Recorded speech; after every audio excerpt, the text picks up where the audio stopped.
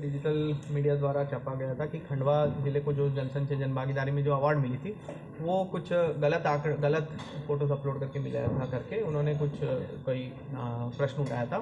तो उसमें एक विस्तृत खंडन भी जिला प्रशासन और जनसंपर्क द्वारा विस्तृत खंडन और फैक्ट चेक भी हमने सभी को उपलब्ध भी कराया था। उसी संबंधित आज ये बुलाया गया था प्रेस कॉन्फ्रेंस।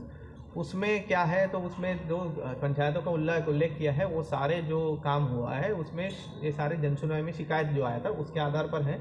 उस शिकायतों का विस्तृत जांच हो चुकी है, 2-4 जगह में कार्रवाई भी ऑलरेडी हो चुकी है और कार्य भी प्रगतिरत है और कार्रवाई भी प्रचलित है। तो उससे जल संचय जनभागीदारी में अवार्ड जीतने का कोई संबंध ही नहीं है और उसको यहाँ पे दिखाया गया कि वहाँ पे ऐसे फ़ोटो अपलोड कर लिए, जबकि वो ऐसे कुछ फ़ोटो अपलोड ही नहीं हुआ है जल संचय जनभागीदारी 1.0 में। और ये रिलेटेड फ़ोटोज़ का ये फ़ोटो जो उन्होंने दर्शाया कि 2 फ़ोटो डाला, उन्होंने दिखाया कि AI से एडिटेड फ़ोटो अपलोड किया हुआ है।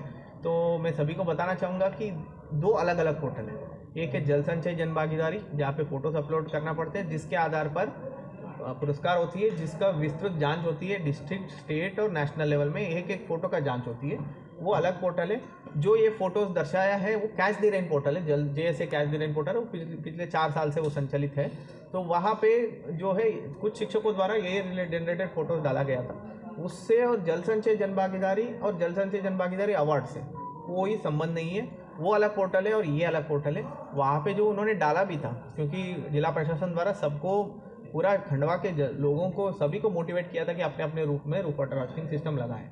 तो उसमें कुछ शिक्षकों ने हार्वेस्टिंग सिस्टम ना लगाते हुए शायद ये जनरेटेड फोटोज दूसरे पोर्टल में कहीं पे अपलोड किया है, जो इस अवार्ड और JSJB से संबंध नहीं है। गलत जानकारी फीड कर दी है, उन पे कार्रवाई उन पे 21 ऐसे हमने पूरा विस्तृत जांच के बाद 21 फोटोज ऐसे निकल के आए जहाँ पे ये जनरेटेड कुछ फोटोज यूज़ किया है। तो सारे शिक्षक ही निकल के आए, सबको शोकॉज नोटिस दिया हुआ है।